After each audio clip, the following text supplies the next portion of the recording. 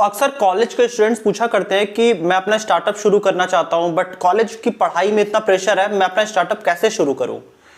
तो आज हमारे पास स्टोरी है सिद्धार्थ सिंह राजावत की और उनकी स्टार्टअप रीडिगो की। तो आज इसमें हम इन डेप्थ में बात करेंगे कि आप कॉलेज में रहते हुए अपना स्टार्टअप कैसे शुरू कर सकते हैं। तो इस स्टोरी के एंड तक आपको एक ब्लूप्रिंट समझ में आएगा कि मैं भी कैसे कोई एक स्टार्टअप अपने कॉलेज या स्कूल टाइम में कैसे शुरू कर सकता हूं।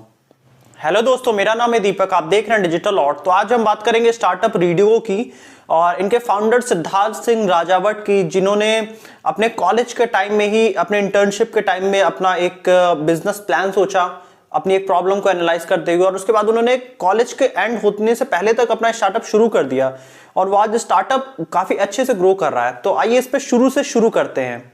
तो सिद्धार्थ सिंह राजावत, जिन्होंने बीबीए ज्वाइन किया 2017 में और वो मेरठ से अपना बीबीए की पढ़ाई कर रहे थे। तो अक्सर कॉलेज में जरूर होता है कि आपको इंटर्नशिप करनी होती है कहीं ना कहीं से। तो अपने कॉलेज के बीच में इंटर्नशिप में वो बैंगलोर गए, वहां से वो इंटर्नशिप कर रहे थे। तो उन्होंने वहां पे एक प्रॉब्लम रियलाइज करी। वो अक्सर वहां पे कहीं भी ट्रेवल करना होता था तो वो बाइक शेयर करके जाते थे। तो ऐसे बहुत से स्टार्टअप बैंगलोर में खुले हुए हैं। तो सिद्धार्थ ने ये देखा, उन्होंने सोचा कि इतने अच्छे अच्छे स्टार्टअप बैंगलोर में हैं, बट इसका नीड टायर 2 टाइप की सिटीज में है। जैसे कि अगर इंदौर वगैरह में ऐसे स्टार्टअप्स होते तो वहां पे भी मतलब लोगों को काफी हेल्प हो जाती। तो अपने इसी थॉट के साथ सिद्धार्थ ने अपना इंटर्नशिप खत्म किया और वो इंदौर वापस आते हैं। तो इंदौर वापस आने के बाद सिद्धार्थ सोचते हैं कि मैं अपना क्यों ना एक स्टार्टअप शुरू करूं।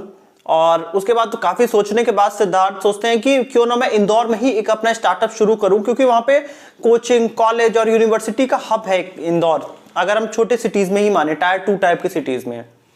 तो सिद्धार्थ ने अपने फ्रेंड्स, फैमिली और अपने दोस्तों में हर जगह से पैसे मांगे सबसे उधार, और उन्होंने करीब 5 लाख के आसपास उधार से पैसे जुगाड़ कर लिए।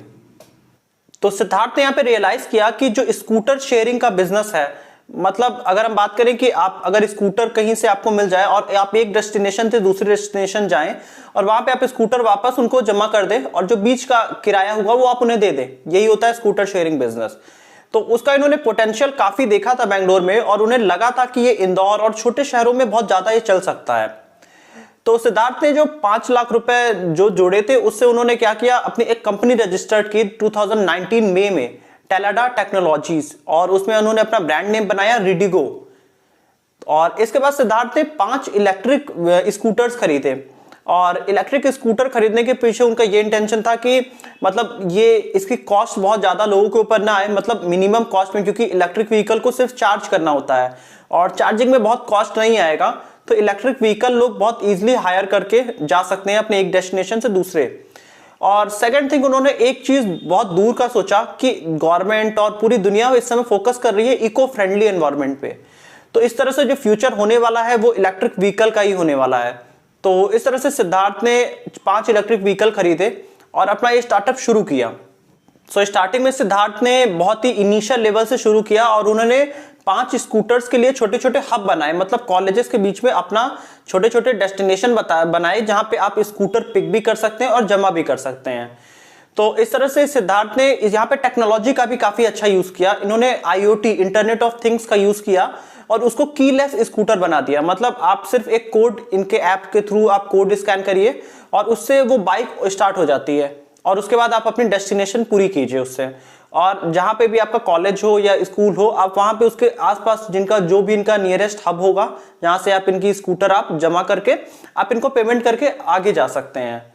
तो इस तरह से कुछ इनका मॉडल था स्टार्टिंग में, और स्टार्टिंग में मॉडल काफी सक्सेसफुल हुआ और इनको काफी अच्छे पॉजिटिव फीडबैक्स मिले। तो सिक्योरिटी पर्पस को देखते हुए सिद्धार्थ ने क्या किया, इसको पूरा 18 ईयर से प्लस वाले जो भी हैं वो इनकी स्कूटर्स हायर कर सकते हैं। और आपको ऐप डाउनलोड करना है, और ऐप डाउनलोड करने के बाद आपको अपना ड्राइविंग लाइसेंस होगा और जो भी बेसिक आधार कार्ड या पैन कार्ड, ऐसे सब कार्ड्स आपको स्कैन करके वहां पे सबमिट करने हैं। और जैसा ही आपको वो अप्रूव हो जाता है, आप कोई भी इनका स्कूटर हायर कर सकते हैं और उसको अपने ऐप के ही थ्रू आप उनका स्कैन करके आप लॉक ओपन कर सकते हैं और अपनी ट्रैवलिंग एक डेस्टिनेशन से दूसरे डेस्टिनेशन तक उनके हब के आसपास आप वो जमा करिए और आप अपने जगह पे जा सकते हैं। सो स्टार्टिंग में काफी अच्छा रिस्पांस मिलने के बाद सिद्धार्थ ने अपने इलेक्ट्रिक स्कूटर्स और बढ़ा दिए उसी प्रॉफिट के पैसे में से, और आज के डेट में इनके 4 हब्स हैं इंदौर में, जहां पे आप इनकी स्कूटर ले सकते हैं और वो स्कूटर आप जमा भी कर सकते हैं। और आज के डेट में इनके पास 20 इलेक्ट्रिक स्कूटर्स हैं।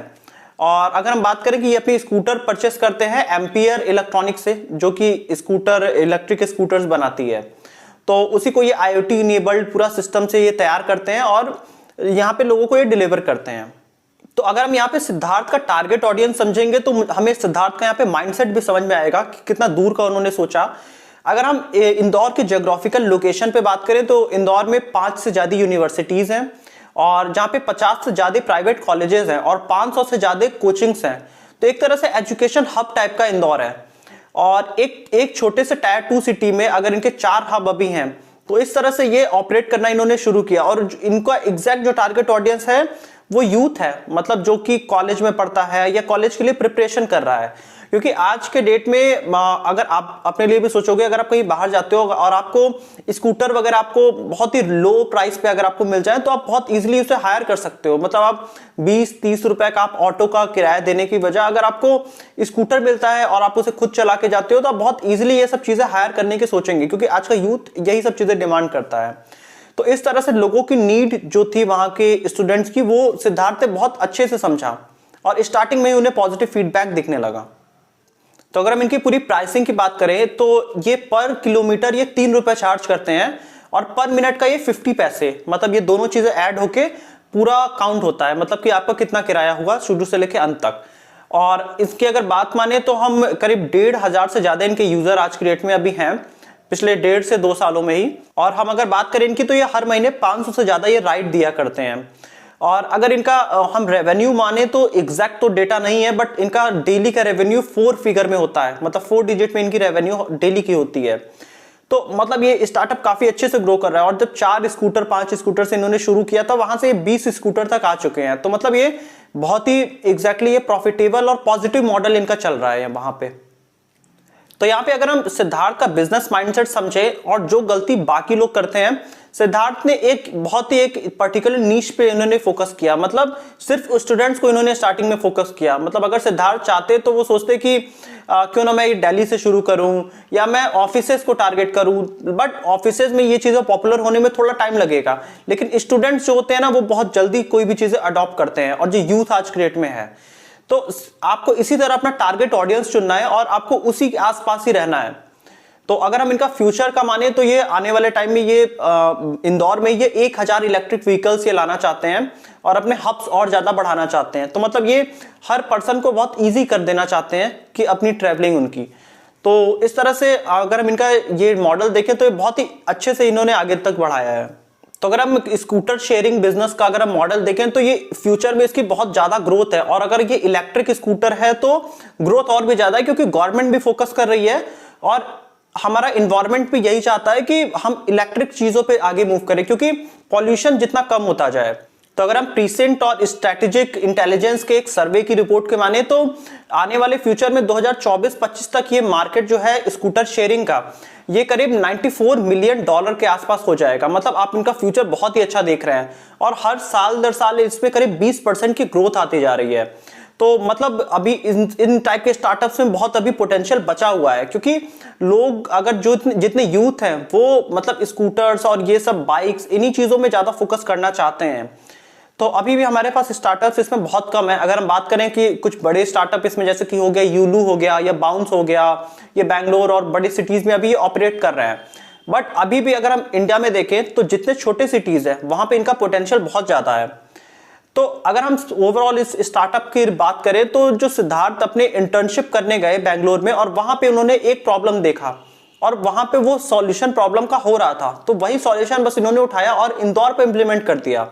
सो इतना ही इजी होता है कि स्टार्टअप शुरू करना, और हमें कुछ ऐसा रॉकेट साइंस नहीं सोचना होता है। स्टार्टअप करना बहुत ही इजी चीज है, बट आपको लोगों का एग्जैक्ट नीड समझना है। अगर आप नीड पे फोकस हैं तो आपका स्टार्टअप बहुत इजीली रन कर सकता है। तो अगर हम इनके स्टार्टअप रेडियो की माने तो ये आने वाले टाइम में ये जैसे कि कोटा हुआ, भोपाल हुआ, पुणे हुआ, इन सब टाइप की सिटीज में ये और ज्यादा एक्सपेंड करना चाहते हैं। तो मतलब अगर हम सिद्धार्थ का कंप्लीट फोकस देखें तो वो सिर्फ स्टूडेंट्स को टारगेट करना चाहते हैं, क्योंकि अगर कोटा में भी देखें तो कोटा में भी ज्यादातर स्टूडेंट्स हैं। तो ये स्टार्टअप इन्हें पता है कि सबसे ज्यादा कहां रन हो सकता है, जहां पे स्टूडेंट्स हैं या यूथ है। तो क्योंकि वो लोग बहुत जल्दी अडॉप्ट करते हैं, तो आपको इस तरह से अपने स्टार्टअप की बारीकियां समझनी होंगी कि वो कहाँ रन करेगा, स्टार्टिंग उसका कहाँ से होगा और हम फ्यूचर में उसको एक्सपेंड कैसे करेंगे। ये सब चीजें एक फाउंडर पे डिपेंड करती है। तो आपको ये स्टार्टअप की स्टोरी कैसी लगी आप नीचे कमेंट ऑप्शन में लिख के बताइए, और अगर आपको वीडियो अच्छी लगी है तो आप वीडियो को लाइक कर दीजिएगा और चैनल को सब्सक्राइब कर दीजिएगा। और साथ ही अगर आपको वीडियो की रेगुलर नोटिफिकेशंस चाहिए तो आप हमारा बेल आइकन भी प्रेस कर सकते हैं।